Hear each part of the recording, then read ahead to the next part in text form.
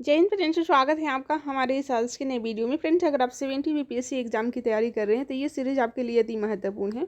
इस सीरीज में हम लोग रिवीजन कर रहे हैं बीपीएससी के बदलते पैटर्न के अनुसार कंप्लीट सिलेबस को एमसीक्यू प्रश्नों के माध्यम में विस्तृत व्याख्या सहित। ठीक है, परफेक्शन आईएएस का जो मेंटरशिप प्रोग्राम 90 डेज का चलाया जा रहा है उससे भी हम लोग रिविज़न कर रहे हैं। प्लेलिस्ट बना है, आप देख लीजिएगा। ठीक है, आज की वीडियो में हम लोग करेंट अफेयर्स को रिवीजन करने वाले हैं इडुटेरिया करेंट कंसेप्ट से। इसमें 16 से लेकर 31 मई 2024 तक के करेंट अफेयर्स दिए गए हैं, डिटेल में दिए गए हैं। अगर इसे आप अच्छे से कर लेते हैं तो करेंट अफेयर्स के प्रश्न आपको गलत नहीं होंगे। ठीक है, इसके और पार्ट अपलोड हो चुके हैं, अगर आप नहीं देखे हैं तो उसे रिविज़न कर लीजिएगा। तो चलिए वीडियो की शुरुआत करते हैं। विश्व हाइड्रोजन सम्मेलन 2024 डिटेल में समझते हैं। देखिए, स्रोत है पीआईबी। सभी न्यूज़पेपर का निचोड़ इसमें दिया गया है, एक भी प्रश्न छूटने का सवाल ही नहीं बनता है करेंट अफेयर से। तो चलिए देखते हैं। देखिए, हाल ही में नीदरलैंड के रॉटरडैम में विश्व हाइड्रोजन सम्मेलन 2024 का आयोजन किया गया।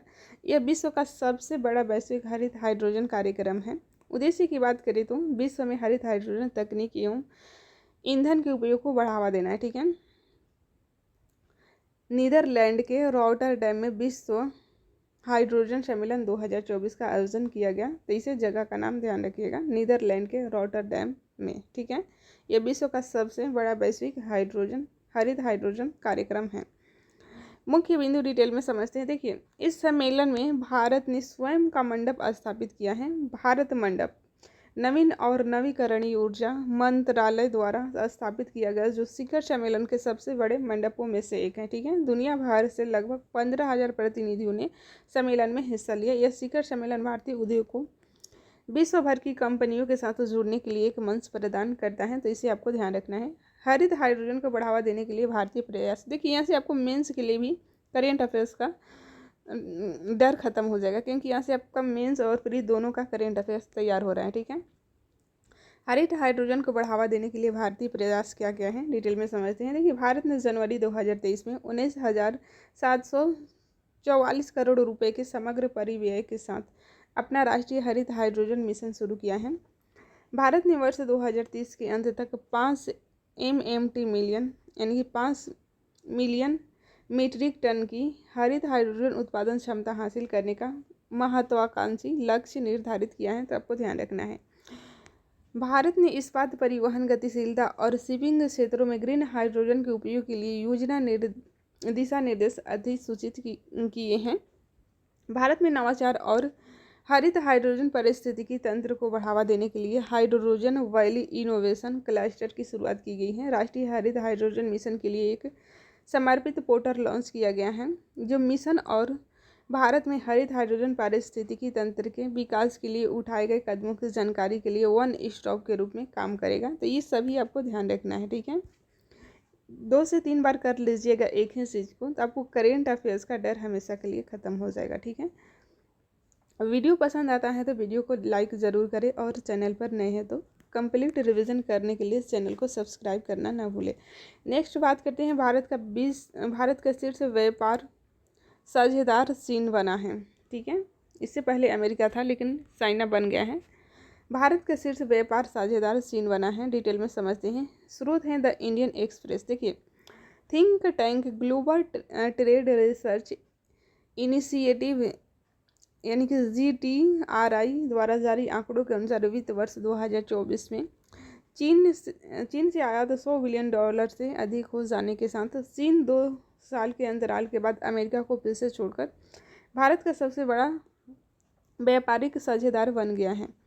मुख्य बिंदु हैं, डिटेल में समझते हैं। देखिए, वित्त वर्ष 2024 में चीन के साथ भारत का द्विपक्षीय व्यापार कुल $118.4 बिलियन होगा, जिसमें आयात 3.24% बढ़कर $101.7 बिलियन और निर्यात की बात करें तो 8.7% बढ़कर $16.67 बिलियन हो जाएगा।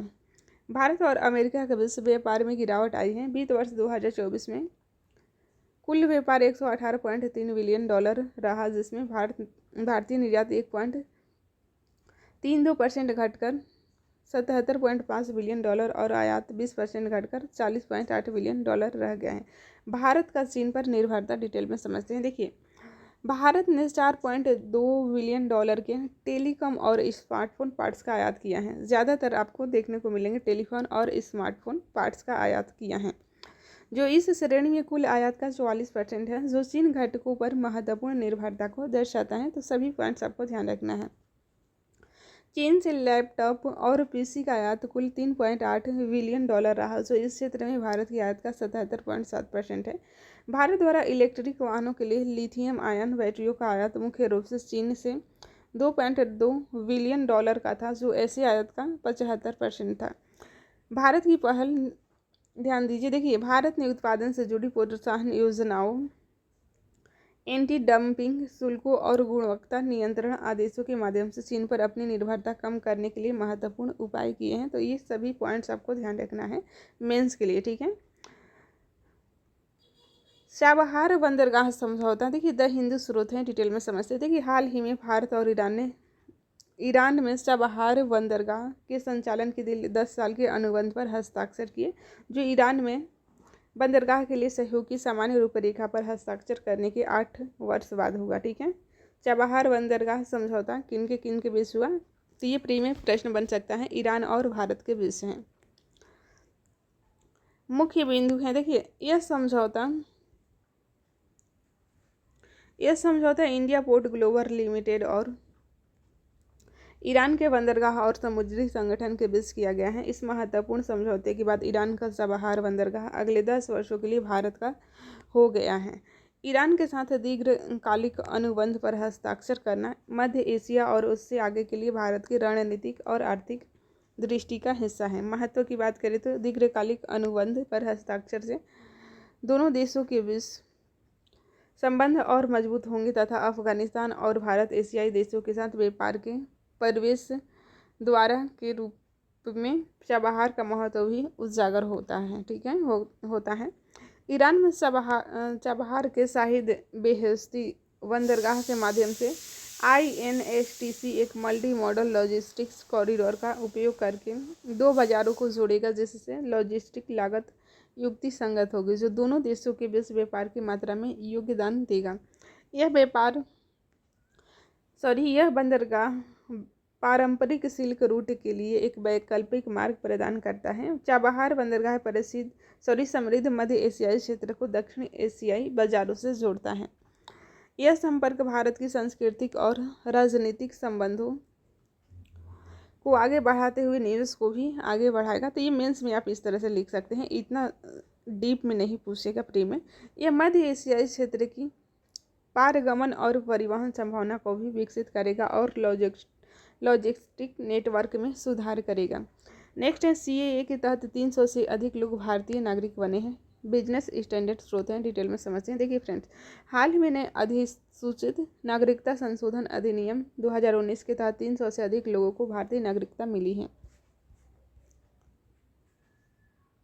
नागरिकता संशोधन अधिनियम डिटेल में समझते हैं। यह कानून पाकिस्तान, अफगानिस्तान और बांग्लादेश जैसे मुस्लिम बहुल देशों से 31 दिसंबर 2014 से पहले भारत में आए हिंदू, ईसाई, बौद्ध, जैन, सिख और पारसी प्रवासियों को भारतीय नागरिकता के लिए पात्रता प्रदान करता है। तो देश का नाम ध्यान रखिएगा, पाकिस्तान, अफगानिस्तान और बांग्लादेश, ये 3 देश से जो भी अल्पसंख्यक हिंदू, ईसाई, बौद्ध, जैन, सिख आए हैं, पारसी, उन्हीं के लिए ये हैं, ठीक है।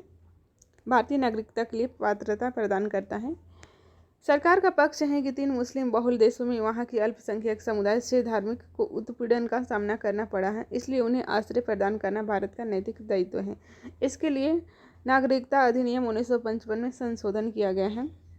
संशोधन के तहत इन समुदायों के लिए प्राकृतिक रूप से भारतीय नागरिकता प्राप्त करने हेतु निवास की आवश्यकता को 11 वर्ष से घटाकर 5 वर्ष कर दिया गया है। नागरिकता संशोधन नियम 2024 डिटेल में समझते हैं। देखिए, आवेदकों को भारतीय नागरिकता के लिए अर्हता प्राप्त करने के लिए अपने मूल देश धर्म भारत में प्रवेश की तिथि और एक भारतीय भाषा का ज्ञान साबित करना होगा। जनगणना कार्य निदेशक की अध्यक्षता वाली अधिकार प्राप्त समिति को नागरिकता प्रदान करने का अंतिम अधिकार दिया गया है, जबकि आवेदकों को जांच डाक विभाग के अधिकारियों की अध्यक्षता वाली जिला स्तरीय समिति द्वारा की जाएगी। चुनौतियां क्या क्या हैं, डिटेल में समझते हैं। देखिए, दिसंबर 2019 में अलीगढ़ मुस्लिम विश्वविद्यालय दिल्ली के जामिया मिलिया इस्लामिया विश्वविद्यालय दिल्ली के शाहीन बाग सहित देश के अन्य हिस्सों में विरोध प्रदर्शन हुए। देश के अनेक स्थानों पर हिंसक विरोध प्रदर्शन हुआ। विपक्षी दलों के द्वारा इसे भेदभावपूर्ण तथा असंवैधानिक बताया गया। ठीक है। विश्व वन्यजीव अपराध report 2024 Down to Earth and source detail में समझते हैं। देखिए, हाल ही में ऑस्ट्रिया के वियना में संयुक्त राष्ट्र ड्रग्स एवं अपराध कार्यालय द्वारा विश्व वन्यजीव अपराध रिपोर्ट 2024 जारी की गई। रिपोर्ट की मुख्य विशेषताएं हैं। 2015 से 21 के दौरान वैश्विक अवैध वन्यजीव व्यापार से गैंडे और देवदार सबसे अधिक प्रभावित पशु और वनस्पति प्रजातियां थी। रिपोर्ट आधिकारिक डेटा 2015-21 के दौरान 162 देशों और क्षेत्रों में अवैध व्यापार का दस्तावेजीकरण करता है, जिसने लगभग 4000 पौधे और जानवरों की प्रजातियों को प्रभावित किया, जिनमें से 3250 CITES परिशिष्ट में सूचीबद्ध हैं। ठीक है। पशु प्रजातियों का अवैध वन्यजीव व्यापार बाजार गैंडे के सींग 29%, पेंगुलिन के सल्क 28%, हाथी दांत 15%। पादप प्रजातियों का अवैध व्यापार बाजार देवदार 47%, शीशम 35% और अगरवुड 13% है। ठीक है। ये अवैध व्यापार की बातें हो रही हैं। देखिए, विश्व वन्यजीव अपराध रिपोर्ट डिटेल में समझते हैं। विश्व वन्यजीव अपराध रिपोर्ट 2024, 2020 और 2016 के प्रकाशनों के बाद श्रृंखला की तीसरी रिपोर्ट है। रिपोर्ट वन्यजीव और वनस्पति की लुप्तप्राय प्रजातियों में अंतर्राष्ट्रीय व्यापार कन्वेंशन में सूचीबद्ध वन्यजीव प्रजातियों में अवैध व्यापार की प्रवृत्तियों पर अद्यतन ध्यान केंद्रित करती है। ठीक है। यह वन्यजीव अपराध से होने वाले नुकसान और प्रभावों का एक व्यवस्थित विश्लेषण प्रस्तुत करता है। वन्यजीव तस्करी की प्रवृत्तियों को बढ़ाने वाले कारकों की जांच करता है और वन्यजीव अपराध को हल करने के लिए किए जा रहे विभिन्न प्रकार के हस्तक्षेपों की प्रभावशीलता के बारे में वर्तमान ज्ञान का जायजा लेता है। ठीक है। नेक्स्ट बात करते हैं फॉर्म 17C और मतदान डेटा द इंडियन एक्सप्रेस होते हैं। डिटेल में समझते हैं। देखिए, भारत के निर्वाचन आयोग की ओर से अंतिम मतदान डेटा अपलोड करने में देरी और कम मतदान का मुद्दा चल रहे लोकसभा चुनाव के दौरान प्रमुखता से उभरा है। पृष्ठभूमि की बात करें तो देखिए, सुप्रीम कोर्ट एनजीओ ADR की याचिका पर सुनवाई कर रहा है, जिसमें भारत के निर्वाचन आयोग से लोकसभा चुनाव के प्रत्येक चरण के वोटिंग खत्म होने के बाद 48 घंटे के भीतर मतदान केंद्रों पर मतदान के आंकड़े जारी करने की मांग की गई है।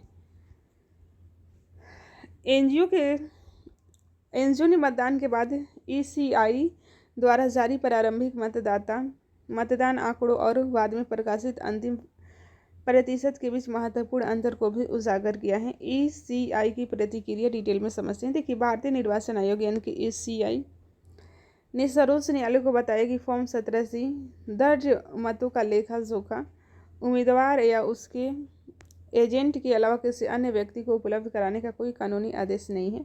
फॉर्म 17C डेटा के खुलासे से मतदाताओं के मन में भ्रम पैदा हो सकता है। आंकड़े के संबंध में प्रारंभिक संख्या एक प्रारंभिक अनुमान है तथा उस अंतिम आंकड़ों का केवल इस तथ्य के कारण है कि RO अद्यतन डेटा देर से भेजते हैं। ठीक है। फॉर्म 17C में चुनाव के दौरान प्रत्येक मतदान केंद्र पर दर्ज किए गए मतों का लेखा जोखा होता है। मतदान समाप्त होने के बाद इसे मतदान केंद्रों के पीठासीन अधिकारी द्वारा तैयार किया जाता है। इसमें निम्नलिखित शामिल है: EVM पहचान संख्या, प्रति EVM दर्ज कुल मतों की संख्या,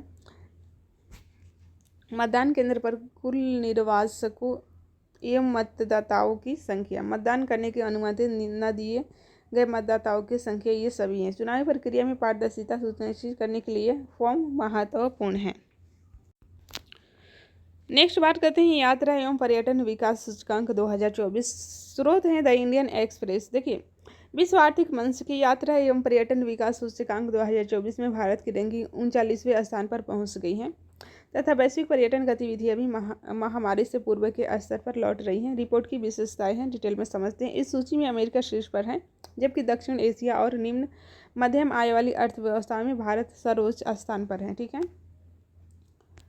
भारत की नई रैंकिंग 2021 के सूचकांक में उसके 54वें स्थान से उल्लेखनीय सुधार है। भारत उस मूल्य प्रतिस्पर्धात्मकता 18वां प्रदर्शित करता है।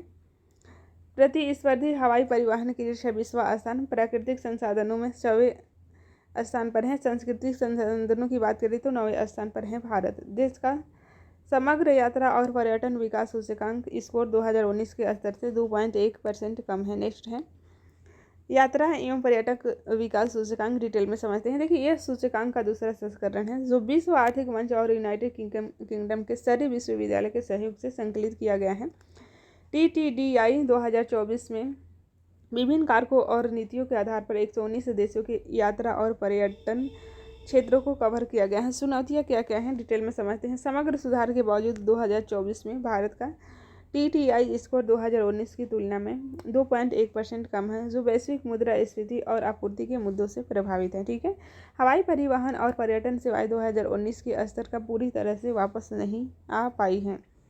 मालदीव भारत की रुपए सेवा शुरू करेगा, डिटेल में समझते हैं। स्रोत है द हिंदू। देखिए मालदीव भारत की रुपए भुगतान प्रणाली शुरू करने जा रहा है। इस कदम से मालदीवीय रुपया को मजबूती मिलने की उम्मीद है। महत्व की बात करें तो देखिए इस रणनीति का उद्देश्य अमेरिकी डॉलर पर निर्भरता कम करना और क्षेत्रीय वित्तीय एकीकरण में सुधार करना है, और रुपये को स्वीकार करने से इसकी वैश्विक स्वीकार्यता में वृद्धि होगी। यह भारतीय व्यवसायों के लिए नए बाजार के रूप में अवसर प्रदान करेगा। रुपये, डिटेल में समझते हैं क्या है। देखिए रुपये भारत में पहला वैश्विक कार्ड भुगतान नेटवर्क है। रुपये भारतीय राष्ट्रीय भुगतान निगम का एक उत्पाद है जो देश में खुदरा भुगतान को संचालित करने वाला एक प्रमुख संगठन है। ठीक है, नेक्स्ट बात करते हैं। देखिए इसे NPCI द्वारा मार्च 2012 में लॉन्च किया गया था, और रुपये सभी भारतीय बैंकों और वित्तीय संस्थानों में इलेक्ट्रॉनिक भुगतान को सक्षम बनाता है। इसे भारत में ATM, point of sale device और ऑनलाइन प्लेटफॉर्म पर व्यापक रूप से स्वीकार किया जाता है। भारत में रुपये को भूटान, नेपाल, मॉरिशस, UAE और सिंगापुर सहित कई देशों में भी स्वीकार किया जाता है। नेक्स्ट बात करते हैं चक्रवात रेमल। देखिए स्रोत है डाउन टू अर्थ, डिटेल में समझते हैं। देखिए भारतीय मौसम विज्ञान विभाग ने चक्रवात रेमल नामक संभावित गंभीर चक्रवाती तूफान के लिए चेतावनी जारी की है, जो पश्चिम बंगाल और बांग्लादेश के तटों को प्रभावित कर सकता है। मुख्य बिंदु की बात करें तो चक्रवात रेमल उत्तरी हिंद महासागर, बंगाल की खाड़ी में एक उष्णकटिबंधीय चक्रवात है। रेमल नाम ओमान के द्वारा रखा गया था तथा अरबी में इसका अर्थ रेत होता है। ठीक है, उत्तरदायी कारक हैं, डिटेल में समझते हैं। 28 से 29 डिग्री सेल्सियस गर्म समुद्री सतह का तापमान। ठीक है, समुद्र की सतह का गर्म तापमान तूफान प्रणाली के विकास के लिए आवश्यक गर्मी और नमी प्रदान करता है।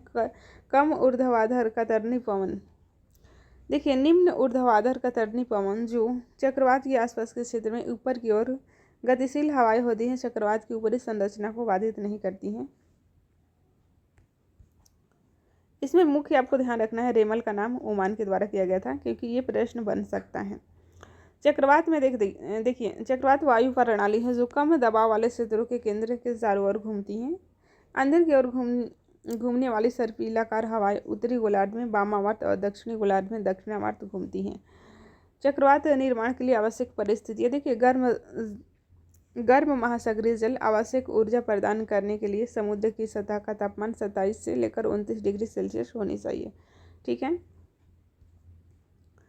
चक्रवाती भंवर के निर्माण के लिए कोरियोलिस प्रभाव की उपस्थिति, कम ऊर्ध्वाधर पवन कतरनी, वायुमंडलीय अस्थिरता। देखिए समुद्र से उठने वाली गर्म नम हवा तूफानों के निर्माण को बढ़ाती है। नेक्स्ट टाइम भारत के परमाणु परीक्षण के 50 वर्ष। स्रोत है द हिंदू, डिटेल में समझते हैं। देखिए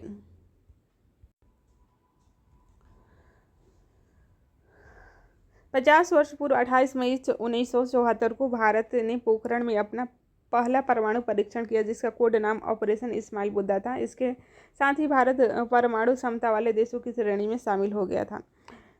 इस परीक्षण के साथ भारत संयुक्त राष्ट्र सुरक्षा परिषद की 5 अस्थायी सदस्यों के अलावा परमाणु परीक्षण करने वाला पहला देश बन गया।